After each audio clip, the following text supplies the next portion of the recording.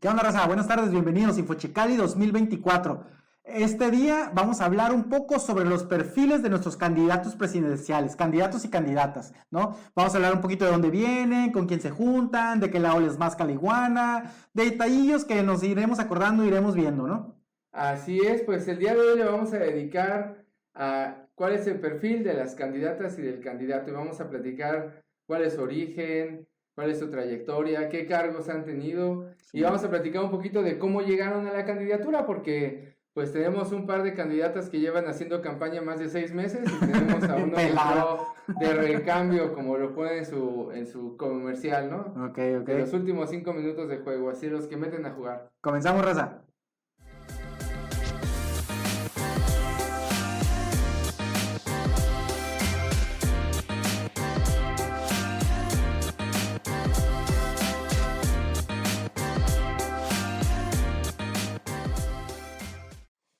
Muy bien, pues vamos a iniciar con la candidata Claudia Sheinbaum, que ahora es la candidata oficial, ¿verdad? Ella es una mujer que ha estado participando en la vida política desde que era joven. Digamos, no ha participado en la administración pública sino hasta hace unos cuantos años. Ella fue dirigente de un movimiento estudiantil en la universidad llamado el CEU, Consejo Estudiantil Universitario, que en el 86 y 87 se opusieron a algunas reformas neoliberales que se pretendían realizar en la UNAM por parte del rector Carpizo, que desembocó en un paro de la universidad, que después muchos de los dirigentes que participaron en ese movimiento terminaron siendo la base social de Cuauhtémoc Cárdenas y del PRD, como Immanuel Ordorica o Carlos Simas y la propia Claudia Sheinbaum. Entonces es una corriente que ya viene desde los años 80 y que estuvo en el PRD, sí, y después apoyó a López Obrador en el 2006 y que ya se fortaleció estando en el gobierno de la Ciudad de México. Y bueno, ahora Claudia Sheinbaum es la que representa esa corriente política que viene de la UNAM, digamos, original. Ahorita ya tiene muchos más sectores que le apoyan, muchos más acuerdos. Y para continuar un poquito con su trayectoria, bueno, ella es egresada de la Facultad de Ciencias de la UNAM, que es una de las facultades más politizadas. Podría uno pensar que la gente que se dedica a las matemáticas y la biología y la física no hace política, ¿no? Pero cualquier persona que nos vea en la UNAM sabe que de las facultades más politizadas, pues es Ciencias, Economía, Filosofía y Letras y Políticas, ¿verdad? Okay. Pero Ciencias siempre tiene un espacio muy, muy grande ahí en la UNAM. Y después hizo una maestría en energía en la Facultad de Ingeniería y también tiene un doctorado en recursos renovables, que eso fue por lo cual entró al equipo de trabajo de López Obrador, ¿verdad? Ella llega al equipo de trabajo de López Obrador cuando él está haciendo el segundo piso del periférico. Entonces ocupaba una persona que hiciera un análisis del impacto ambiental que esta obra iba a tener, y así es como Claudia Sheinbaum se monta en todo lo que es el proyecto de gobierno de López Obrador, y él comenta que le agrada mucho su manera de hacer política porque no hay grilla, dice, ellos trabajan, o sea, ella simplemente se pone a trabajar, ¿no? Y ella misma ha comentado que ella no se esperaba llegar a ser la dirigente del movimiento o llegar a ser candidata a la presidencia, que hasta hace realmente poco tiempo ella empezó a contemplarse ya como siendo candidata, pues, ¿no?, a la presidencia y representar el proyecto ahora de la cuarta transformación. Sí, efectivamente, y es algo curioso porque, miren, sería la primera presidenta, pero también la primera científica que llega a la presidencia de la República.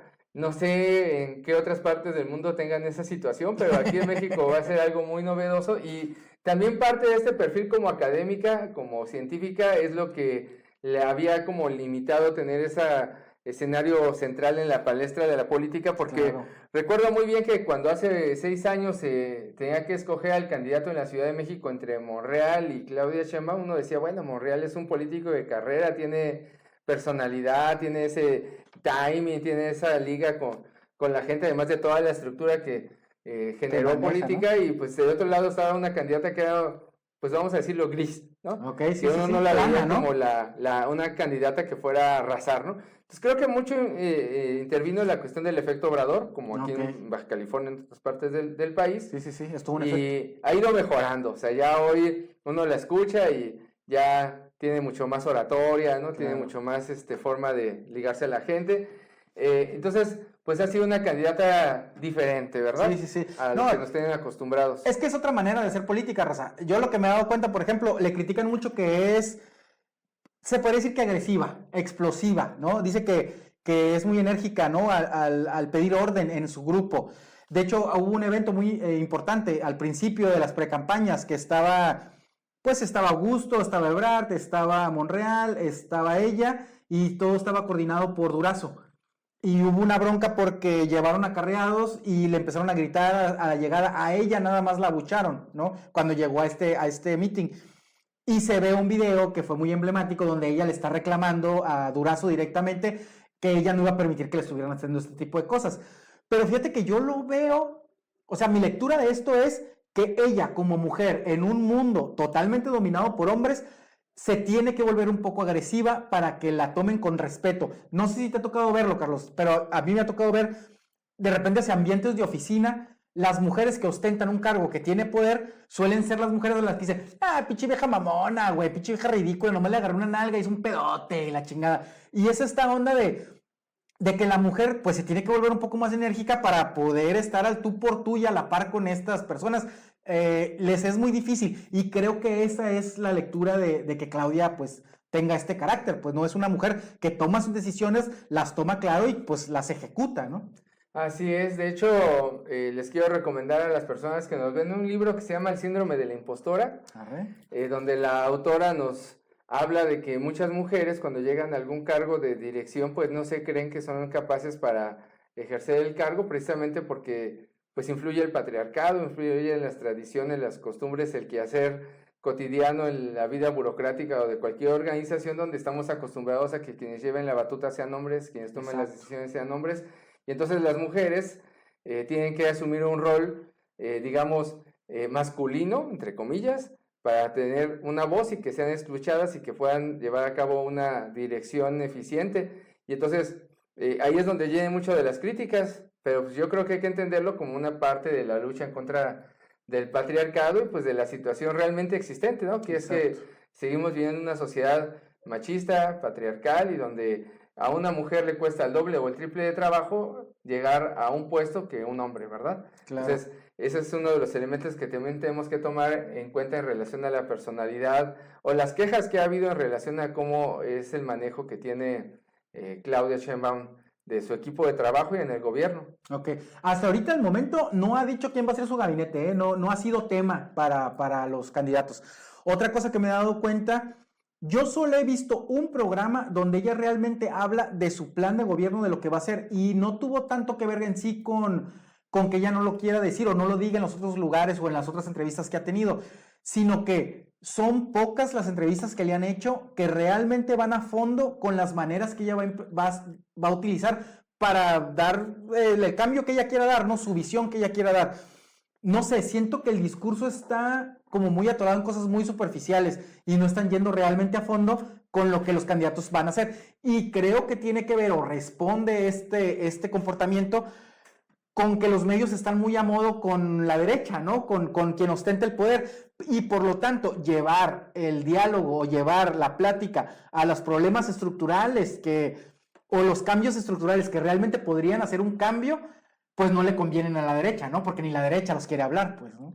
Claro, aparte el problema que siempre tienen los candidatos oficiales es que además de presentarse como candidatos tienen que respaldar la labor del gobierno anterior. Sí. Y entonces eso es una limitante muy grande y en mi perspectiva lo que ha sucedido es que Claudia Sheinbaum ha apostado a ser la candidata de la continuidad de las políticas de López Obrador y entonces eso le ha restado protagonismo, además de que el presidente pues sigue interviniendo en la vida política cada mañana con su mañanera. Y entonces eso le resta ciertos reflectores a Sheinbaum y por otra parte pues no se ha presentado un proyecto que no sea la continuidad de lo que ya se está haciendo, o sea, no ha habido algo que sea, digamos, innovador y de ruptura, ¿no? Entonces siempre ese es el problema con los candidatos oficiales. Ahora es curioso porque normalmente los sectores de oposición, cuando ellos están en oposición, pues toman una actitud más bronca, más de que voy a solucionar las cosas, y en esta ocasión es un discurso muy moderado, y entonces la principal consigna es, pues les vamos a mantener las becas, vamos a mantener los programas sociales, y lo que han resumido, ¿no? Vamos al segundo piso de la transformación o el plan C, que termina justificando todo, ¿no? Sí, hasta la inclusión de personas no gratas hasta hace unos años para Moreno, para la izquierda en general, en las candidaturas para el Senado, para la Cámara de Diputados, tratando de generar un bloque que les permita avanzar en estas políticas de continuidad, que ojo, lo quiero decir claramente, no todo lo que ha hecho el gobierno es positivo, hay cosas que tendríamos que criticar muy fuertemente, como la cuestión de la militarización del país. Simón. Un dato que me parece muy relevante es que este año México se convirtió en el segundo país con más presupuesto dedicado al ejército en toda América Latina. A tu madre, güey. Lo duplicaron, desde que está López Obrador a la actualidad se duplicó. ¿Y en qué se ha duplicado? Pues administran el Tren Maya, administran los aeropuertos, ¿no? Se han quedado con varias comparativas hacia el sur. Ahora están inmobiliaria el ejército. Están haciendo hoteles. Entonces, le está dando un poder muy, muy grande al ejército, pues en términos de la Realpolitik sabemos que es porque quieren tener respaldo de las Fuerzas Armadas, pero pues es una de las cosas que, por ejemplo, no se toca, ¿no? Que no hay una crítica, y cuando uno levanta este tipo de críticas te dicen, ay, le estás haciendo juego a la derecha, ¿no? Exacto. Sí, porque es lo que ha hecho, de hecho, López Obrador, que digo, creo que es de sus grandes fallas, ¿no? Ha manejado un cotorreo muy de o estás o no estás. Entonces, de repente hay periodistas que están haciendo un muy buen trabajo, no criticando la 4T, sino exponiendo la realidad, ¿no? Dando estos parteaguas para que la gente pueda realmente tomar una decisión respecto a lo que quiere o lo que no quiere. Pero para López Obrador el discurso es ese, oye, pues le estás haciendo el juego a la derecha, ¿no? No te estás realmente subiendo a este tren de lo que es el plan C. Y sí es cierto, Claudia ahorita creo que tiene esta gran carga de si es o su presidencia, es su candidatura o su aprobación no es más que un referéndum de lo que AMLO ha hecho con el país, pues, ¿no? Y la verdad, creo que sí va a quedar en duda, ni siquiera creo que es algo que se vaya a aclarar, güey, en la campaña, o sea, creo que sí esto tiene un gran peso. El efecto López Obrador ha sido muy impresionante en nuestro país. Sí, nos recuerda épocas de la historia de México como en la época de Plutarco Elías Calles y el Maximato, ¿verdad? Puede ser que al final tengamos una candidata que no pueda desembarazarse del peso del personaje principal. Entonces es un tema, ¿no? Bueno, pues Xóchitl Gálvez se ha presentado como una persona que se ha formado a sí misma, entonces ha tratado de generar la idea de que pues a través de la venta de gelatinas fue que logró la posición que hoy tiene, ¿verdad? Sí, bueno. Lo que es real, pues es que estudió en la Facultad de Ingeniería en la UNAM, una ingeniería en computación, y que pues llegó a la vida política en el año 2000 de la mano de Vicente Fox, aunque al inicio de su campaña ella manifestó que militó en la Liga Obrera Marxista, que es una corriente trotskista. Pues vamos a dejar el link ahí de un artículo que tenemos para deslindar a esta organización de Xóchitl Gálvez, porque bueno, los militantes de esta organización que tuvo presencia aquí en Mexicali también, y en la Ciudad de México, pues nos han comentado que pues ella estuvo unas semanas en un círculo de estudios, que nunca fue una militante que se podría contar como militante, y otros viejos dirigentes de la izquierda, de la LOM y del PRT han hecho varios videos también deslindándose. ¡A huevo! Porque en realidad lo que se trataba era como de jalar a un sector que está en descontento con Obrador y tratar de presentar un pasado como luchadora social, ¿verdad? Sí, porque su primer puesto fue Comisión Nacional para el Desarrollo de los Pueblos Indígenas, ¿no? Ahí empezó con Fox ella, con ¿no? Vicente Fox. Okay. Y bueno, ¿cómo llegó a la candidatura? Muy interesante cómo llegó, ¿eh? Hay un frente amplio, se supone que es ciudadano, pero cada vez que convocan a manifestaciones ciudadanas está ahí el Alito, la crema y nata, ¿no? Marco Cortés, los chuchos. Muy ciudadanos ellos, ¿no? Siempre los políticos dicen somos ciudadanos y me quito la cachucha, pero después son políticos, ¿eh? Claro. Es un discurso ya muy gastado, pero bueno, es un movimiento ciudadano según ellos, un frente. Sociedad civil, dicen. Y entonces hubo mucha especulación de quién iba a ser el candidato de la oposición. Yo recuerdo que hasta Gustavo de Hoyos Walter, que es de la Coparmex, quería ser candidato. Sí, estuvo ahí, sí. Esta Lili Telles quería ser la candidata. Y entonces López Obrador se mofaba porque decía que ellos tenían 5 y la oposición tenía como 93 candidatos, ¿no? Sí, pues él sacó la lista, ¿no? Y no discernía casi nada de la de ellos, pues cuando López Obrador lo puso era lo mismo, pues, ¿no? Y entonces, en realidad lo que pasó es que quisieron vender la idea de que iba a ser una candidatura ciudadana impulsada por un movimiento social mucho más amplio, de gente de clase media, empresarios, pero también movimientos políticos claramente identificados como el frena, ¿no? De la derecha, ¿no? No, pues es que ese es Claudio X, ¿no? O sea, es este cabrón. La gente de la derecha más tradicional, de la base social del PAN, pero pues su idea era vender como que eran ciudadanos contra el gobierno, ¿verdad? Para explotar un poquito esa vena que tiene el pueblo de México de ser antigobierno, ¿no? Ándale. Antigobierno, porque, ¿no? Sí, es cierto, tienes toda la razón. Siento que hay un sector del pueblo que no es que no esté con la izquierda, no sienta que López Obrador está haciendo lo correcto, pero hay una vena tan fuerte que traemos de estar en contra del gobierno porque nos ha tratado la chingada por tanto tiempo que incluso a veces hasta ver estas buenas obras como que se nos dificulta un poco, ¿no? Como que no le creemos, pues, ¿no? Y entonces, pues, se hizo una encuesta interna, pero les pidieron requisitos así, las perlas de la Virgen, ¿no? Para que pudieran entrar en la terna, y al final los únicos que entraron a la terna fueron los candidatos de los partidos, y curiosamente, durante un tiempo se veía como más fuerte a la candidata del PRI, a Beatriz Paredes, que es una mujer que ya fue gobernadora de Tlaxcala, fue la inventora del reloj legislativo. No sé si te sabes esa anécdota del reloj legislativo. Pues resulta ser que por ahí de los años 90 ella era coordinadora del PRI en la Cámara de Diputados, era la presidenta de la mesa directiva del Congreso de la Unión, y entonces se tenía que votar el presupuesto para el siguiente año. Okay. Pero se acabó el día, llegó el 31 de diciembre a las 11:54 de la noche y tenían hasta las 12 de la noche para aprobar el presupuesto. Si no se aprobaba, pues íbamos a vivir unos días sin presupuesto, ¿no? Okay. Así como ha pasado en Estados Unidos, que se quedan semanas sin presupuesto. Okay. Y a esta señora se le ocurrió decir, bueno, póngale pausa al reloj de la Cámara de Diputados y vamos a extendernos, y cuando hagamos la votación van a reanudar el correr del reloj, y así ahora es el reloj legislativo, o sea, es un tiempo paralelo así, multiversal. Sí, suena muy una historia romana, que una vez quitaron meses, ¿no? Del calendario porque no se ponían de acuerdo los senadores, un pedo así. Y pues parecía que ella iba porque pues, es una persona que tiene mucho más arraigo, es una política de cepa, muy buena oradora, ¿no? Y ella sí tiene una historia más hacia la izquierda, no sé si lo sepan, pero en los años 70 su grupo, junto con los Salinas y demás, participaban en grupos maoístas. Ok. Y de ahí los cooptó el PRI. De hecho, pues hay gente que todavía se dice de izquierda en el PRI, ¿no? Como sí, claro, siempre hay. Como Antorcha Campesina, ¿no? Simón. Pero de ahí viene, y parecía que ella iba a ser la candidata, pero al final, pues parece ser que había un acuerdo previo para que la candidatura la pusiera el PAN, que es el partido que tuvo mayor votación en las últimas 2 procesos electorales, rebasando al PRI, ¿no? Y pues creo que tiene que ver mucho con que ha habido una fuga de personajes del PRI a Morena, y que pues se ha quedado muy desfondado. Sí, los que realmente tenían como un actuar político fuerte y gente para mover, se fueron a Morena, ¿no? Están en Morena ahorita. Entonces, y responde a este cotorreo del plan C, de güey, mételos a todos, pero supuestamente hay una serie de reformas que tienen más que ver con lo de Estado que con lo político, que pues se va a aprobar en el futuro, ¿no?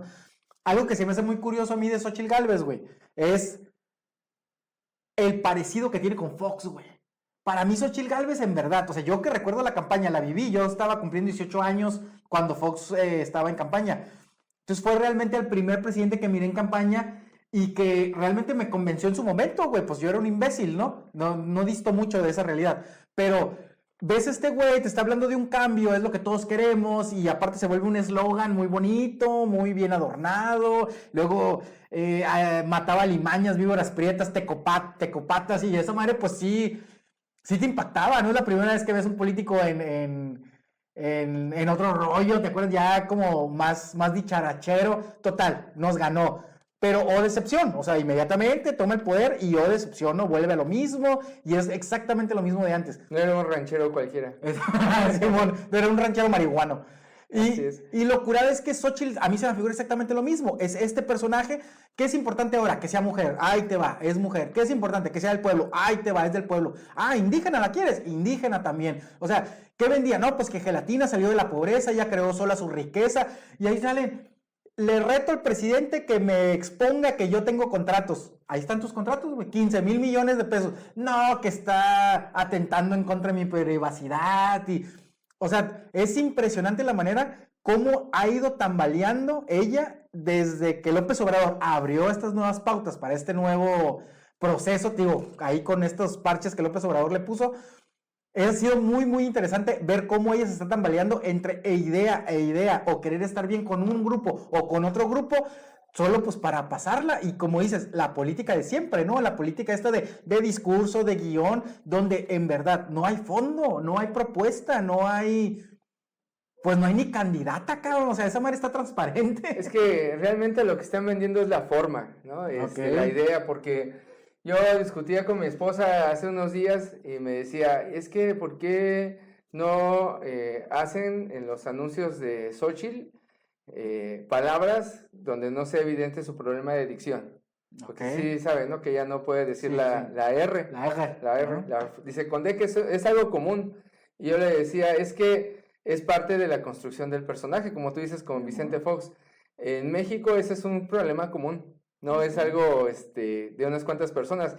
Hay esta cuestión de cambiar la C y la L, la T y la L, la R y la D. Entonces yo decía, están tratando de enfatizar que es una persona como tú. Exacto. Y es venderte la imagen como lo hicieron, precisamente como tú lo dices con Fox, pues es una persona que viene del pueblo, miren cómo habla, miren cómo se viste, ¿no? Y demás. Pero la verdad es que el personaje no ha dado el ancho Xóchitl, porque le hace falta más experiencia y hay algunas capacidades que la política tendría que haber ya adquirido, pero que se ve que ha sido una política de administración funcionaria que no ha tenido que irse a ganar el voto de las personas y que no tiene ahí una relación. Entonces me parece que el personaje que le han ido construyendo se ha ido cayendo desde las cosas así de que no podía leer el teleprompter que le ponía, ¿no? La cuestión de que cómo se han caído los escenarios montados en los mítines, y bueno, la que le ha pesado tanto a los baja californianos es que dijo que Tijuana estaba fea. De acuerdo. ¿No? Tijuana está fea y la ruta del vino en Mexicali, ¿verdad? Sí, ya vi varios memes de, hey, pásenme un mapa de la ruta del vino en Mexicali. No, pues yo me sé el de las 7 casas. Sí, los 7 templos. Pero no sabía que había ruta del vino, ¿no? Más, deberían de hacerlo esta Semana Santa, ruta del vino en Mexicali de los 7 templos. Deja tú, lo deberían de hacer los panistas. Para hacerle campaña a la morra y que venga y que haga su ruta del vino en Mexicali. Güey, y luego, no sé si te acuerdes, pero ella iba para jefa de gobierno, güey. Sí. O sea, su capacidad política, sus maneras, lo que ella vendía era, güey, pues va, para jefa de gobierno. Y su pinche virtud política, su más grande logro en el cotorreo con la mañanera, fue amarrarse a una silla, güey. ¿Te acuerdas? Sí. O sea, se amarró a la silla y gracias a eso, pues López Obrador la menciona, se hace la plática, la sube, la infla en las encuestas pasado de lanza y estos cabrones dicen, güey, ya chingamos, ella es, y la agarran y la ponen, pero decepción, se está desinflando, pues. Y fíjate que hay un fenómeno interesante porque Xóchitl está haciendo un personaje como para ampliar la base electoral de este frente, pero realmente nada más está teniendo un peso en la clase media. O sea, yo sí veo mucha gente de la clase media que está muy a su pesar apoyando a Xóchitl porque no la consideran una persona, como diría Gustavo Sánchez, de bien. De bien y de buenas costumbres. De bien y de buenas costumbres, pues porque no es de los típicos apellidos que uno escucha en las candidaturas del PAN, ¿no? Pero está teniendo cierto peso entre los sectores que tradicionalmente ya votaban por la derecha. Sí. Y los está representando, y es la candidata que tienen. Y entonces yo lo que veo es que están como cerrando filas. Pero más allá de la capacidad de voto duro, porque creo que el voto duro del PAN lo va a tener. Sí.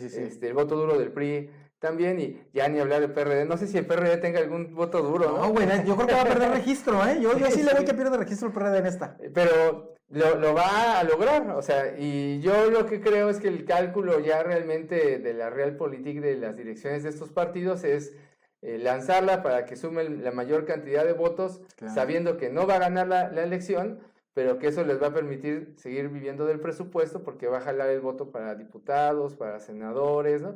Para presidentes municipales, y particularmente con el tema que está tomando, que es el de la seguridad, pues va a atacar donde Morena ha sido totalmente ineficiente en la cuestión de la seguridad. Exacto. Y antes de que se me pase este tema, y eso es lo que va a hacer que Gustavo Sánchez llegue al Senado. Va. ¿No? ¿Está en la lista de pluris o qué? Está en la lista como senador para aquí, para Baja California, pero pues dentro de los senadores están los plurinominales, pero también están los de la minoría. Entonces es probable que 2 senadores sean de Morena y el de la minoría sea Claro. Gustavo Sánchez. Y como dices, lo que está buscando Xóchitl realmente pues es tratar de captar el mayor cantidad de votos para pues mantenerse vivo, ¿no? Y con sus pluris ahí listos, pues van a seguir viviendo el erario. Y si te revisas las listas de plurinominales de los 3 partidos de este Frente Amplio por México, bla, bla, bla, bla, son la creminata de los partidos, ¿eh? Son la creminata, o sea, está Anaya, está Beltrones, está Lito, está Marco, está, o sea... Los que han, los Moreira, o sea... Los que están en los primeros lugares, ¿no? Sí, güey, o sea, Sí. eso prácticamente esos güeyes ya van a estar ahí, ¿no? O sea, ya van a ser parte de esa nueva legislatura. Van a traer su fuero, pues, ¿no? Que es lo que están buscando. Sí, pues la cuestión de que vayan en coalición, pues va a permitir que los 3 partidos, si el PRD sobrevive, Sí, mantengan un presupuesto alto. Jorge Álvarez Maínez. ¿Quién es ese güey? Yo lo conocía hasta que salió en el comercial con el que sí conocía que era el niño cantor del Naranja Naranja. Dije, sí, yo creo que si ya lo ponen de candidato, él saca más votos. Pelada, güey. Rápido. No, y a mí lo que me está gustando un putero de ese candidato, digo, porque la verdad me divierte, a mí esto me divierte. Son los anuncios que tiene, güey, ¿no? O sea, el marketing está impecable, ¿no? Tú ves un anuncio, la fotografía es impecable, la temática, la música, todo empata y todo se ve bien. Pero creo que es un reflejo de la incapacidad que tiene este cabrón de poder generar ambientes reales. O sea, no puede crear un meeting real donde realmente se vea que tiene aprobación o aceptación de la gente. No puede estar en un partido de fútbol donde la gente lo apoye o le grite. No, todos sus anuncios tienen que ver con movimiento. Son muy de la política, ¿no? Esta onda de camino y avanzo mientras me proyecto ante los demás. Es muy de la política, pero... de la vieja, ¿no? De la vieja y de la que la neta, pues ya no convence a nadie, cabrón. Ya no convence a nadie este güey. Sí, pues miren, Maínez es tiene una licenciatura en Relaciones Internacionales por el Instituto Tecnológico de Estudios Superiores de Occidente, el ITESO, que, pues para los que no sepan, ¿no? La UAC y el ITESO son los semilleros de la derecha en el occidente del país, ¿no? Okay. Los tecos, pues es así, grupo más de derecha, y el ITESO es el que le sigue, ¿no? El que no están dentro de los apellidos famosos de Guadalajara, pues entran ahí al ITESO, entonces Para los pobres. viene de ahí, y también tiene 2 maestrías en el Tecnológico de Monterrey, también para que vayamos viendo las diferencias, ¿verdad? De currículum académico, y también nos dicen que tiene una 3ª maestría en Derechos Humanos de un centro de estudios jurídicos Carbonell. ¿Quién sabe de dónde es esa universidad? No, debe ser de sus compas, güey. Y bueno, cerrando con Maínez, pues efectivamente, pues él es el candidato que llega al final. Creo que es un candidato que se está construyendo en base a las redes sociales. Sí, sí, sí. Que su objetivo también es llegarle a una población que está despolitizada como los jóvenes. Y que pues está teniendo cierto efecto porque pues es muy pegajosa la canción, está construyendo una imagen, pero pues efectivamente, o sea, no hay una opción, a menos de que suceda una situación extraordinaria en la que él pueda competirle a las 2 punteras, ¿verdad? Sí, sí, sí, no, o sea, hay que ser realistas también, ¿no? O sea, está muy interesante el fenómeno y lo que está pasando, pero, o sea, el pleito está entre Xóchitl y la Sheinbaum. Pues bueno, raza, esas son nuestras candidatas y el candidato que vamos a tener para esta elección 2024. Que se adelanta un mes, raza, ya no vamos a votar en julio como normalmente lo hacíamos, que era el primer domingo de julio. Esta votación va a ser primer domingo de junio, 2 de junio. Creo que esto responde pues a que el viejito va a salir antes, sale el 1 de octubre. Sí. 1 de octubre toma posición, no voy a decir quién, no, que sea sorpresa. Aquí no vamos a hacer spoilers. Pero sí, efectivamente lo hicieron para coincidir con el calendario legislativo y pues López Obrador va a ser el primer presidente desde Lázaro Cárdenas, que su sexenio va a durar menos de un sexenio, un mes menos. Ok. Así es. Y bueno, pues los estamos viendo. Soy Juan Carlos Vargas. Pueden seguirme en mi nueva red social que es soyjcvargas. Y mi compañero Procopio Robles, para servirles a Dios, primero Dios y luego a usted. Ahí ando yo, ahí síganme. Ahí van a ver los links. denle like. Suscríbanse, raza. Gracias.